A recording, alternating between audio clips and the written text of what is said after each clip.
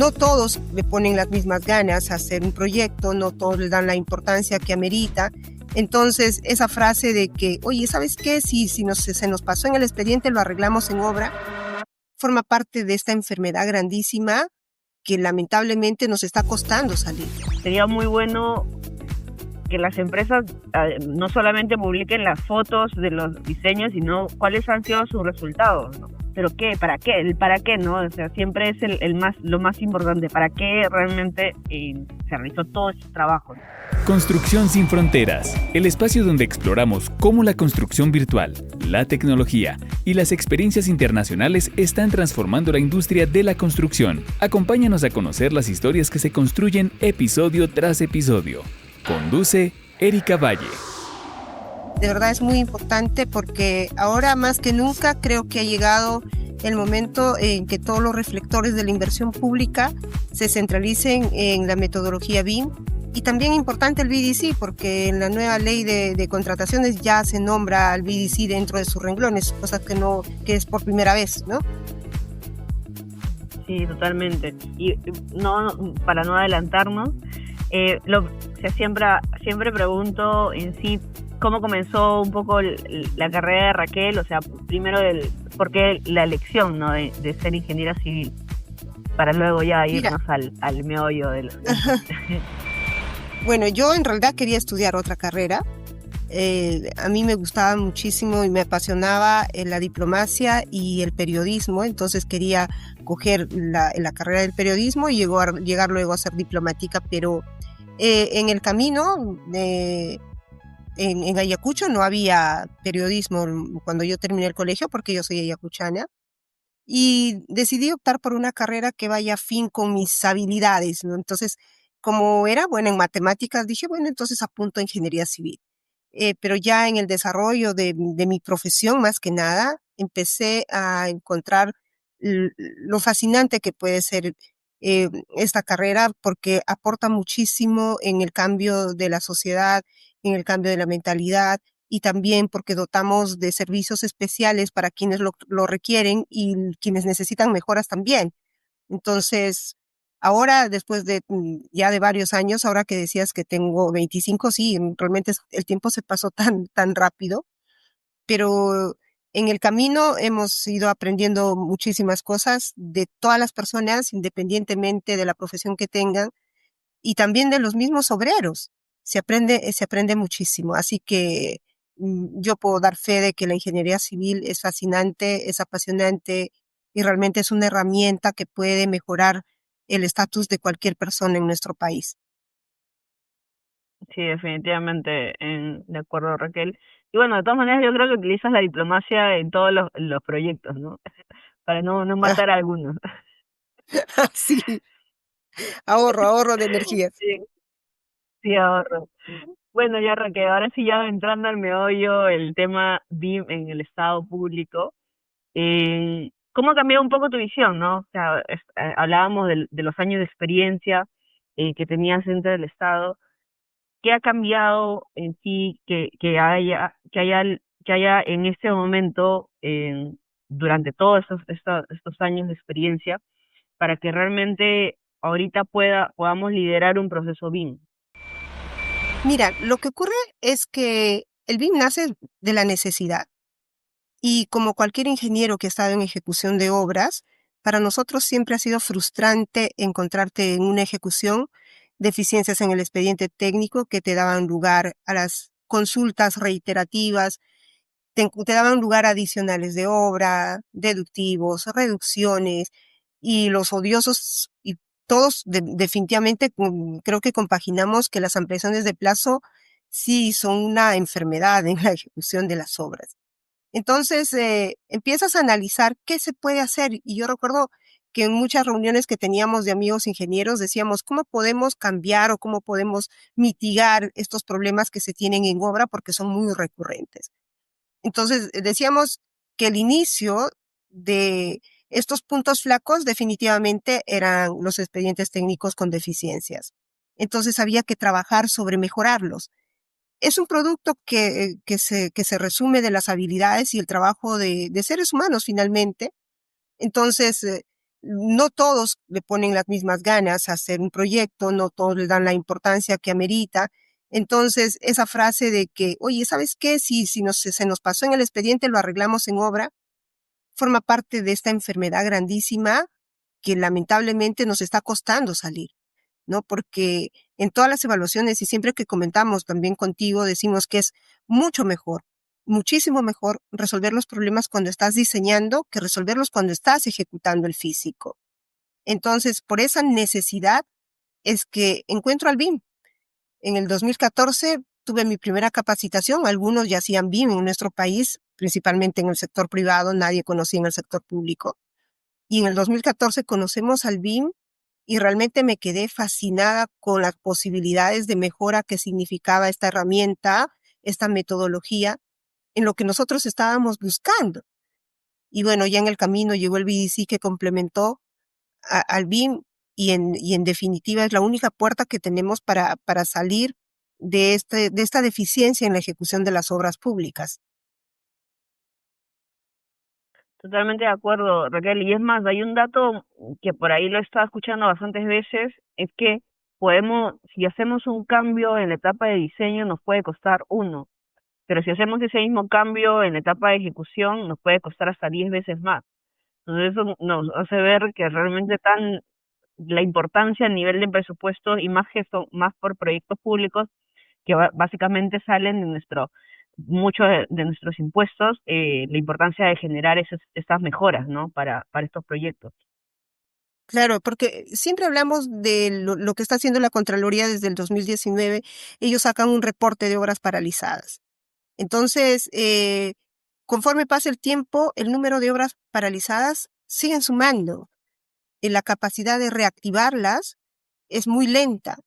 Y la capacidad para reducir ese número de obras paralizadas en las que se encuentran en ejecución también lo es, ¿no? Entonces, si bien es cierto, ya muchos estamos utilizando la metodología BIM, pero todavía no hemos terminado esa ruta completa, ese círculo completo, hasta definir y decir, oye, qué bien nos salió este proyecto, que lo gestionamos en el diseño con BIM, lo ejecutamos con BIM, y ahora vamos a tenerlo en operación y mantenimiento con BIM, ¿no? Todavía estamos un poco alejados en el sector público de llegar a ese punto.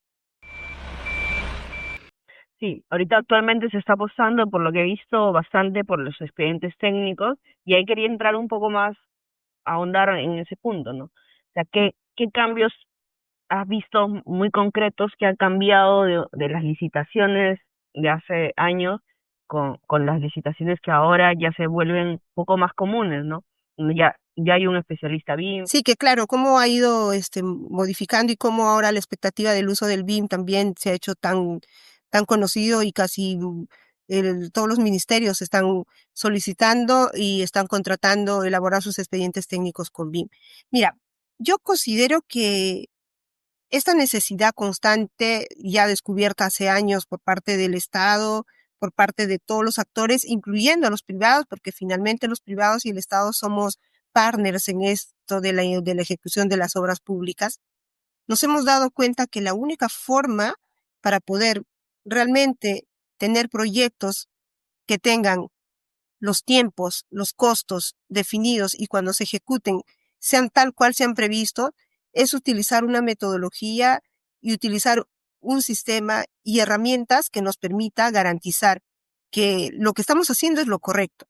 Entonces, yo me quedo con el concepto de BIM, de que el BIM es la producción 2 veces de un mismo elemento. Uno, netamente virtual, en el que tú puedes identificar los errores y los problemas que podrías tener en lo físico, y el otro que ya es lo real, y al que llegas ya después de haber mitigado y liberado todos los problemas que se pudieron haber presentado.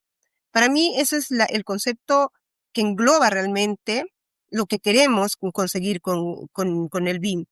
Ahora, hay puntos flacos también, porque como ahora se ha masificado el uso de BIM, la aparición del Plan BIM Perú, empezar las guías, la ruta, tener los elementos que te condicionan y te dicen cómo tienes que implementar el BIM, tener tu plan. Entonces, todos estos detalles ha hecho que mucha gente haya encontrado como un nicho de negocio y esté tergiversando realmente el uso del BIM. Y eso es preocupante, ¿no? Entonces, en algún momento decíamos, oye, debemos sacar una lista negra de las personas que dicen saber BIM y no saben BIM, y lo que están haciendo es matar esta gran posibilidad que tiene nuestro país de mejorar la ejecución de las inversiones públicas. Porque esta mejora de la ejecución no solamente concluye en que vas a tener un proyecto culminado en su tiempo y con el costo que habías previsto, sino principalmente porque vas a tener una obra de calidad y que va a dar el servicio para quienes han estado esperando durante tanto tiempo y para quienes has diseñado esta obra. Finalmente vas a tener un usuario contento si tú le generas una obra de calidad. Pero si en el camino el BIM se va desvirtuando, como está ocurriendo con muchas personas y en muchas entidades, el riesgo es grandísimo. Por eso es que en el comité que tenemos del Plan BIM Perú y nos reunimos todas las semanas, siempre hablamos de cómo podemos mejorar esto, cómo podemos mitigar, cómo podemos hacer que la gente entre al BIM, pero conociendo cómo es el proceso, conociendo qué es realmente lo que voy a lograr si yo utilizo de manera honesta y con conocimiento el BIM, ¿no? Entonces, ahora te encuentras con gente que vende el producto, que no sabe de qué se trata.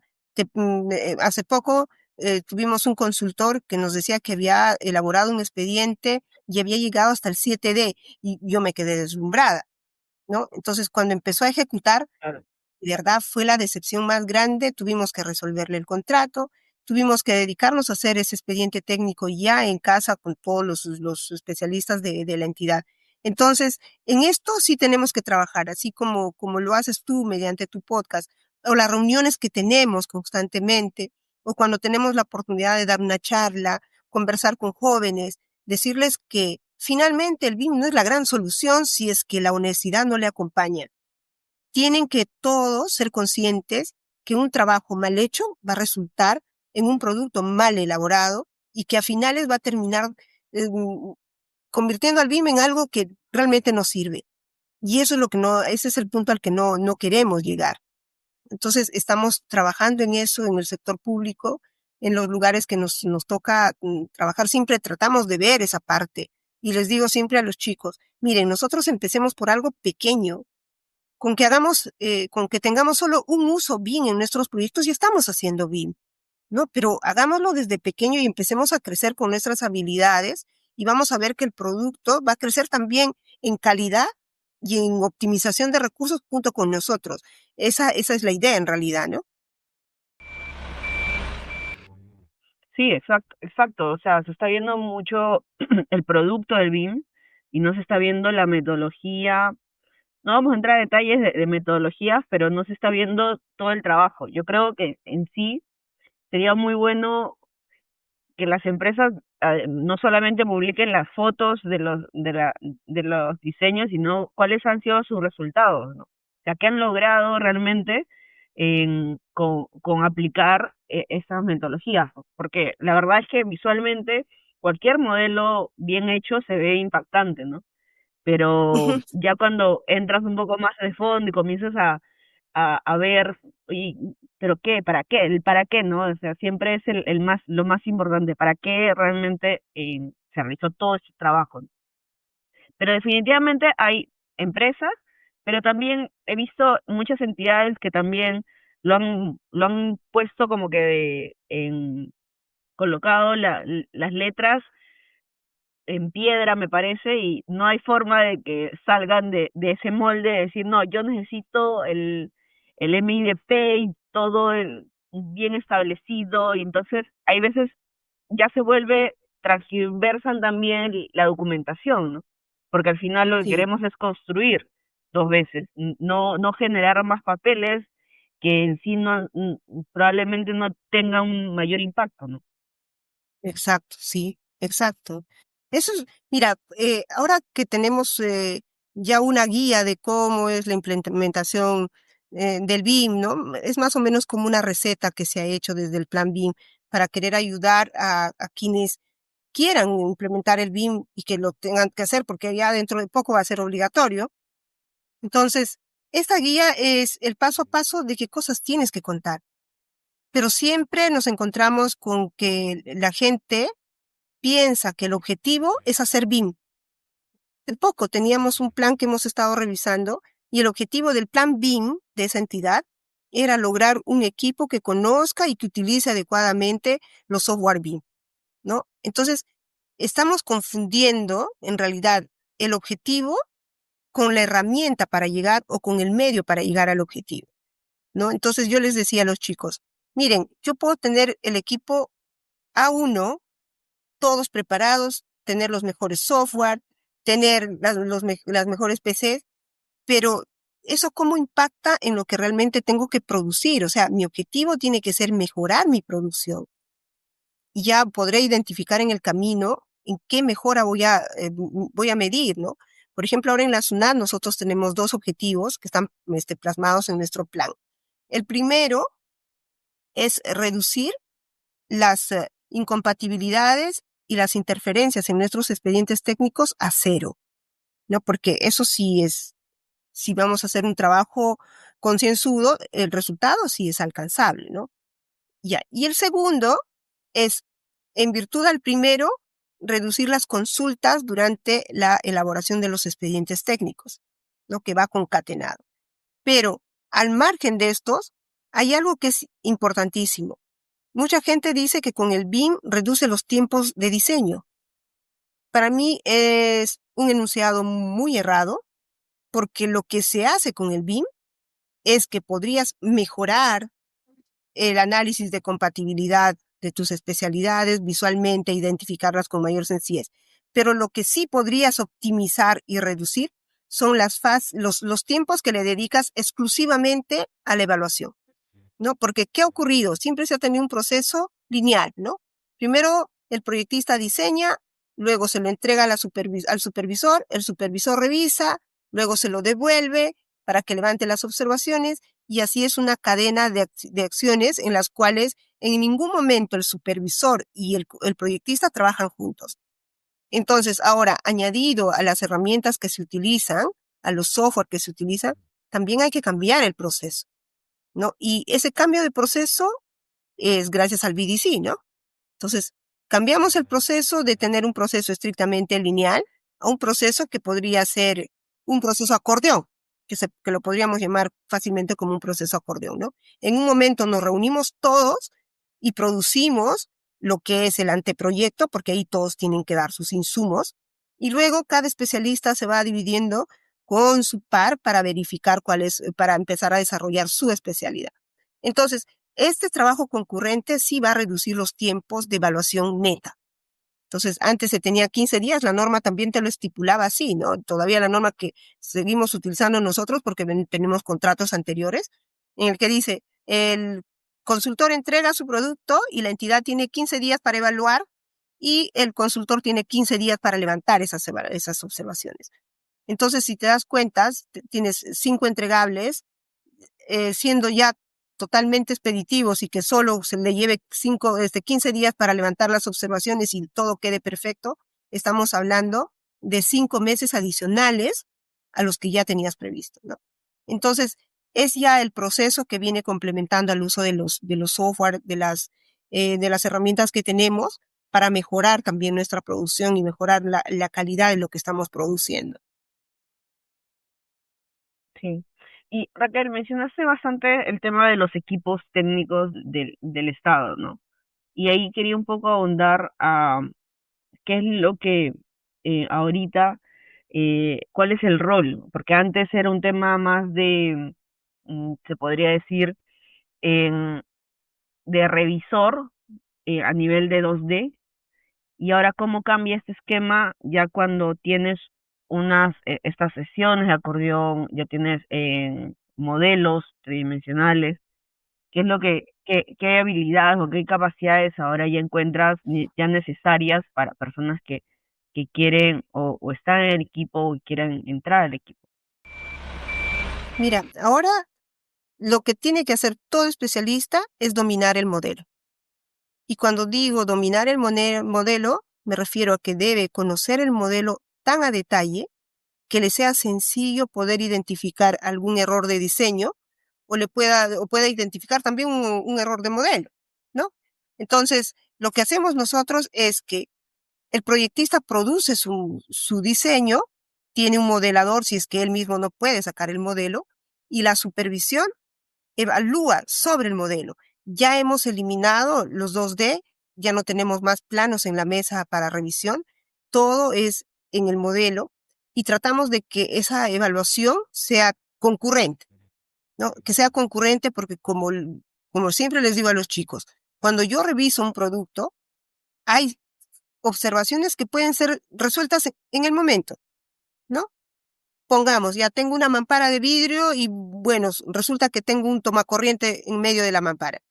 Entonces, en lugar de que yo ponga mi nube de observación y decir, oye, mueve ese tomacorriente que no puede estar ubicado aquí, entonces basta que yo mueva el tomacorriente, me va a llevar menos tiempo que hacer toda esa observación.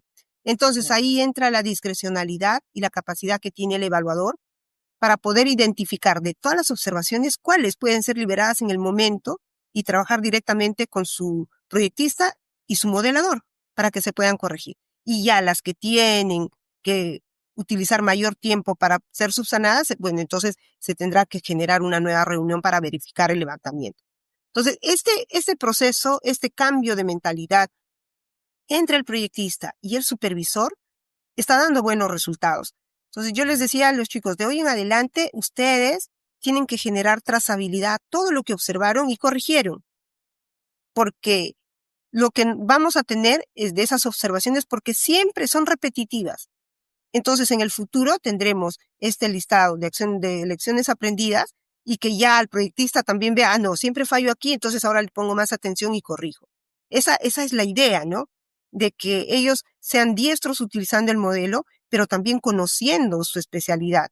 Y obviamente que para conocer su especialidad se tienen que conocer el reglamento y tienen que haber estado en obra. Lo ideal es eso, que hayan estado en obra, porque no solo nosotros producimos un expediente técnico que va a servir para que lo tomen en campo y se pongan a ejecutar físicamente, sino también producimos un expediente técnico que tiene que ser construible.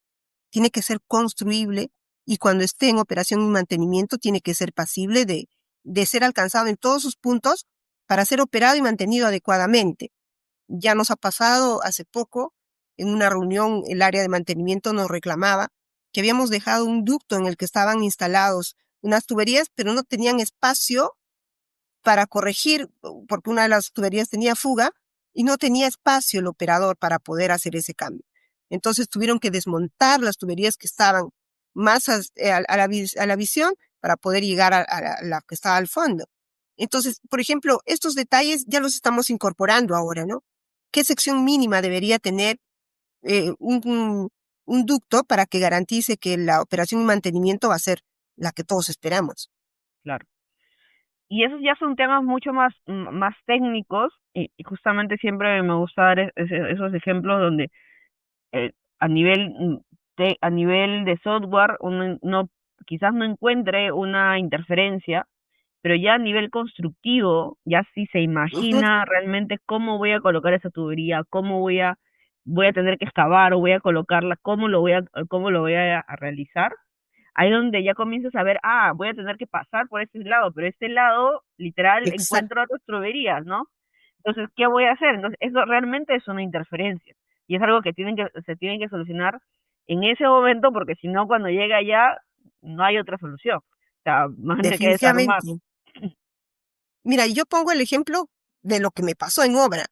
Yo tuve una obra cuando trabajaba en Fondepes, en Arequipa, en Atico específicamente, y ya el casco gris completo, ya estaban en acabados, entonces ya estaban instalando los equipos.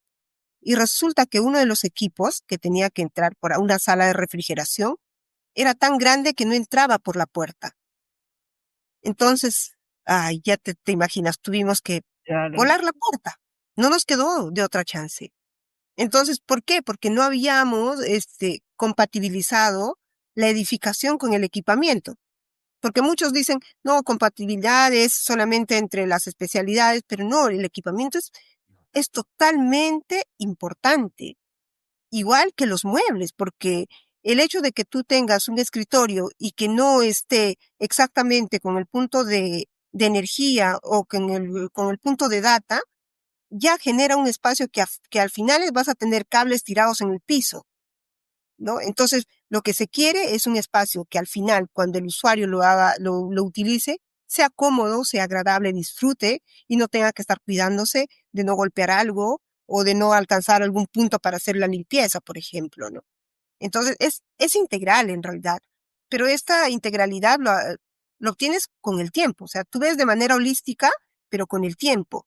Entonces, cuando yo llegué a la SUNAT, por ejemplo, todos los chicos que estaban en estudios, la mayoría, nunca habían estado en obra, ¿no? Mm, Entonces yo decía, pero esa no es la ruta.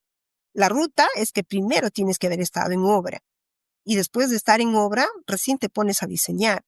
Entonces cambiamos los TDRs para las nuevas contrataciones y obligamos que todos los que entraban a trabajar a diseño tenían que haber estado en obra. Y los chicos que ya son nombrados ahí, también, ¿no? Les hemos dicho que tienen que salir a obra, porque es la única forma. Si no sabes cómo se ejecuta, cómo preparas lo que tienen que ejecutar, ¿no? Entonces, otra frase cliché que siempre les pongo a ellos, les digo, ustedes no se preocupen en preparar algo demasiado a detalle.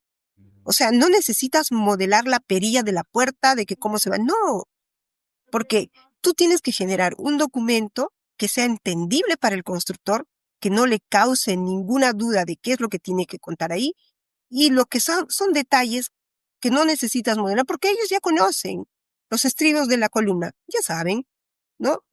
Ellos no se ponen a contar a ver cuántos estribos están aquí, ellos ya por la expertise que tienen también ya son hábiles con ese tema. Entonces, muchas veces queremos hacer un expediente con demasiados detalles, con demasiadas funciones, queremos cargar el modelo, pero el tema es que tenemos que generar solo lo necesario, porque si tú le pones más cosas, has gastado tanto tiempo y no reditúa en la realidad, ¿no? Entonces, esa ruta de que lo que yo preparo tiene que ser estrictamente lo que necesita, tiene que cumplirse para evitar falsos gastos, ¿no? Innecesarios.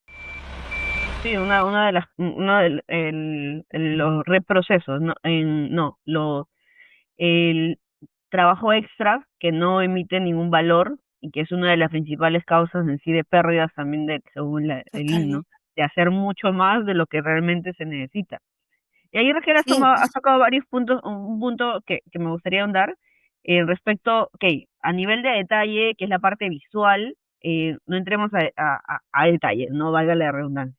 Pero a nivel de información, ¿cómo lo están gestionando? ¿Qué información es la que están pidiendo?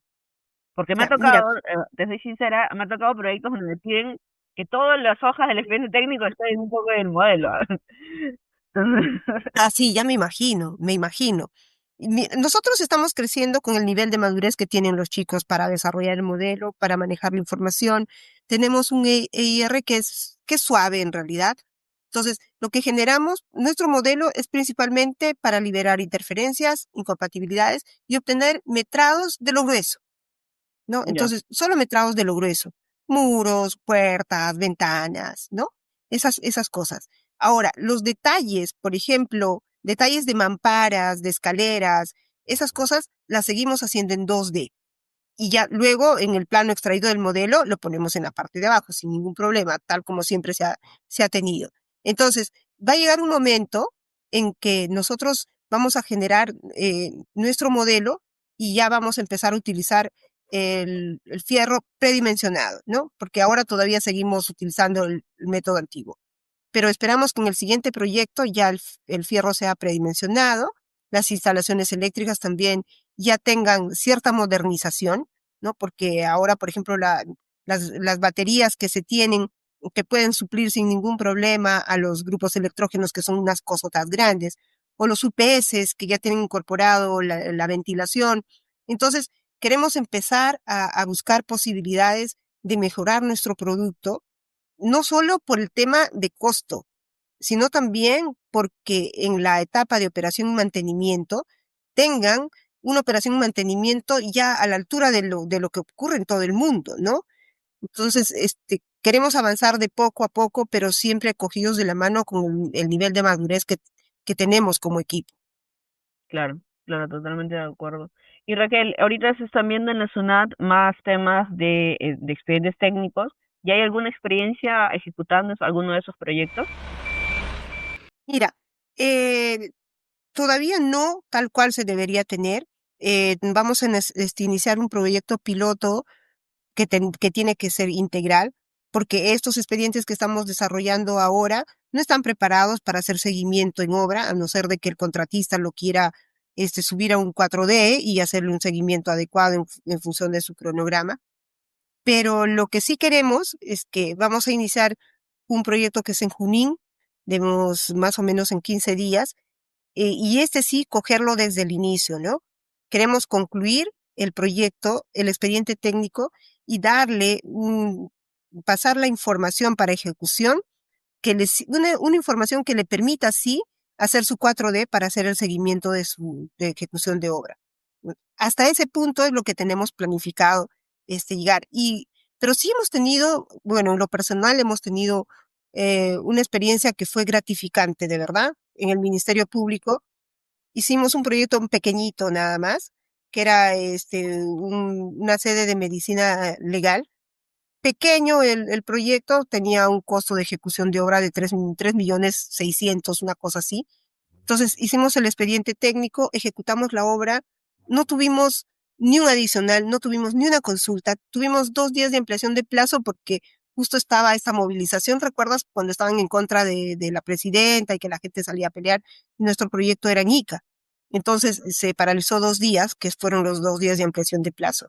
Fue un proyecto pequeño, nos permitió obtener muchísima información y también identificar cuáles son los puntos más débiles que nos generan problemas a futuro, ¿no? Pero finalmente, estas experiencias tienen que ser del equipo, porque tú puedes obtener experiencias, contagiar al resto, direccionar, jalar a tu equipo en función de lo que ves como objetivo, pero no siempre vas a tener el 100% del equipo identificado con lo que quieren hacer. Y aquí voy a traer a colación algo que ocurre en todas las entidades, porque las personas mayores piensan que el uso de la metodología BIM es un desplazamiento de ellos en el futuro, ¿no? Y ese es el error más grande, ¿no? Porque en realidad la habilidad que tiene, la experiencia que tiene un senior no puede ser sustituido todavía por, por el BIM, ¿no? Bueno, tenemos ya software que son con inteligencia artificial que te permitan, tú le dices el área y ya te diseña tu casita como, ¿no? En cuestión de segundos, pero lo que se está utilizando ahora todavía no está en ese nivel, entonces no hay ese riesgo de que un senior se vaya a tener que quedar sin chamba porque el BIM se lo vaya a quitar. Muy por el contrario, ¿no? Yo siempre les digo a ellos, lo único que ha cambiado ahora es que antes tenías un cadista y ahora tienes un revitista, ¿no? Y vas a entender en el tiempo que el modelo es mucho más potente, mucho más poderoso, mucho más rico en información y mucho más fácil de evaluar que un plano. Porque antes deberías, para compatibilizar, coger de todas las especialidades, los planos, y empezar a comparar y a ver si estaban iguales o si había algún punto de quiebre, lo que fuera, ¿no? Pero ahora no, ¿no? Tienes un solo modelo y en el modelo puedes recorrer e identificar algún problema que se pueda presentar. Sí. Y hay un punto muy importante que has mencionado, el tema de ese miedo a ese cambio, ¿no? En que muchas personas en sí todavía tienen, de que, y lo mismo pasa con el tema de inteligencia artificial, ¿no? Muchos dicen, Sí. te van a quitar el trabajo, pero la verdad es que no es que te van a quitar el trabajo, yo creo que más que todo es mejorar tu trabajo que estás realizando, y eso se ve puntualmente más que todo en los sectores, en estos cargos más senior, en que toda esa experiencia que tienen detrás les ayuda bastante en poder un poco perfeccionar también la inteligencia artificial que venga, ¿no? Ujú.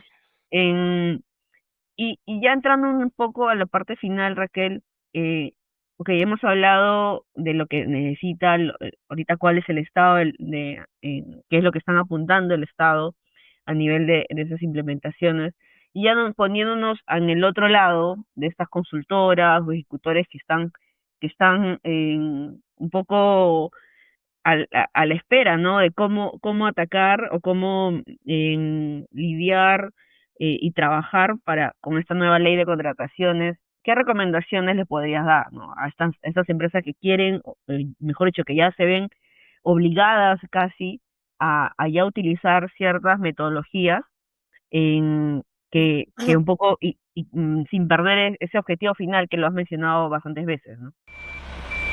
Claro, mira, la misma ley de contrataciones ahora está trayendo eh, incluso modalidades de contratación específicamente por temas de innovación, ¿no? Se van a utilizar los contratos internacionales que hasta en la última ley no estaba permitido, ¿no? Va a haber jurados especializados, gente que conoce el tema y que va a poder validar la propuesta de los postores. También ya se habla de la estrategia de contratación que cada entidad vaya a tomar para ver cómo garantiza que el producto que va a recibir sea de calidad.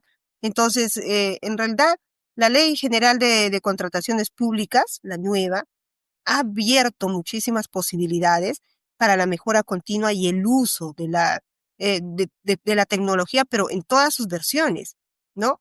Entonces, ahora lo único que le queda al privado que todavía no estaba en la ola BIM, es subirse a la ola BIM.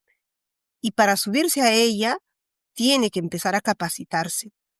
Y no solo porque van a contratarlo y él necesita estar a la altura de los contratos, sino también porque en el camino va a descubrir que hay muchos beneficios también para él, ¿no? Entonces, en un contrato, antes, por ejemplo, había muchos privados, y tú sabes muy bien, que utilizaban BIM, pero para la entidad no estaba enterada que ellos usaban BIM, ¿no es cierto? Entonces, utilizan Lean, la entidad no sabe que utilizan Lean, pero los privados tratan de buscar el beneficio no solo económico. El verdadero privado tiene como gratificación adicional al pago y a las regalías que pueda obtener de un contrato, principalmente el know-how, ¿no? ¿Cómo hago ahora y cómo hacía antes? Y que obviamente tiene que ser mejor lo que tengo ahora, porque esa mejora continua va a redituar beneficios principalmente para él como empresa. Entonces, ahora se va a poder elegir a la mejor empresa, ya no es como antes, que tú hacías un proceso de selección y el que ganaba era el que ofertaba menos precio, ¿no? Entonces, muchas veces nos ha pasado a nosotros en el sector público que decíamos, ¿quiénes se han presentado? Tales, tales, ya eran contratistas conocidos. Y decíamos, por favor, que no gane este, que es el peor, queríamos que pierda y al final ganaba. ¿Por qué? Porque era un tema de quién ofertó menos o de lo contrario, si habían muchos que habían ofertado el mismo monto, era un sorteo. Entonces ahora el proceso de selección también está dando valor a otras capacidades que tenga la empresa. Entonces la empresa privada tiene que prepararse, pero concienzudamente, tiene que preparar a su equipo al nivel de lo que se está exigiendo, porque es verdad, todavía estamos en un nivel de madurez bajo, pero ya hay entidades que están contratando equipos con muchísimo conocimiento. Son pocos y también ese es un gran riesgo porque siempre que hablamos en el equipo del Plan BIM, y nosotros vemos lo que es la academia, el privado y el público, ¿no es cierto? Pero la academia recién se está preparando. Entonces, justo la academia es la que va a dar sostenibilidad a tanta demanda. Si tú te has dado cuenta ahora, justo ahora tenemos un proceso de selección para contratar personal en la SUNAT y ahora está bien difícil conseguir, por ejemplo, modeladores, ¿no? Y hay chicos que están en su cuarto año y ya están modelando. Entonces, el recurso humano se va a hacer muy escaso, más que nada, más pasa el tiempo y hay más gente que necesita. Entonces, el privado se tiene que preparar para eso y tiene que invertir, ¿no? Invertir en capacitación principalmente en su equipo de trabajo. Sí, sí, sí. Yo creo que lo que has dicho es muy importante. Ya, si no estabas en la ola, ahora ya no te queda de otra. Sí. Definitivamente ya no te queda otra. Raquel, muchas gracias por todo lo que nos has contado en tu experiencia en la SUNAT y otros proyectos. En- Solamente nos quedan unas preguntas rápidas que siempre hago, eh, así sumamente corto nada más. Primero, ¿qué herramienta de inteligencia artificial te ha sorprendido en estos últimos meses? Yo utilizo el Copilot que me ayuda un montón, me encanta el Copilot. ¿IFC o software nativo? Prefiero el nativo. ¿Métrica y factor controlable favorito? Métrica, en definitiva, tiene que ser tiempos, relacionado a tiempos de producción. Y mi factor controlable es recurso humano. Bueno. Listo, Raquel. Muchas gracias por aceptar la invitación. Espero que te haya gustado la entrevista y que no sé si te pueden contactar por alguna de tus redes. Estoy en el LinkedIn como Raquel Guerra Santa Cruz y también estoy en el Instagram con el mismo nombre. Son las dos porque el Face es netamente social. Sí, perfecto, me encantó, Eriquita, conversar sobre este tema. Siempre es fascinante hablar sobre el BIM y lo que podemos hacer para mejorar la industria de la construcción en nuestro país. Solo déjame terminar diciéndoles que independientemente de la labor que realicen, si está relacionada a la industria de la construcción y la hacen bien, todos aportamos, todos, absolutamente todos. Así que una de las mejores formas de sacar de la pobreza a nuestro país es trabajando bien, a conciencia y buscando siempre un objetivo común como equipo, ¿no? Nunca podemos lograr nada solos. Es una chamba de equipo. No, me encantan esas palabras. Listo, Raquel. Bueno, y para todos los que nos escuchan, hasta el próximo capítulo.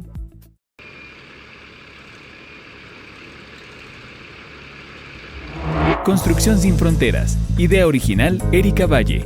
Edición nueva temporada La Pauta Smart. @La Pauta Smart. Disponible en Spotify y YouTube.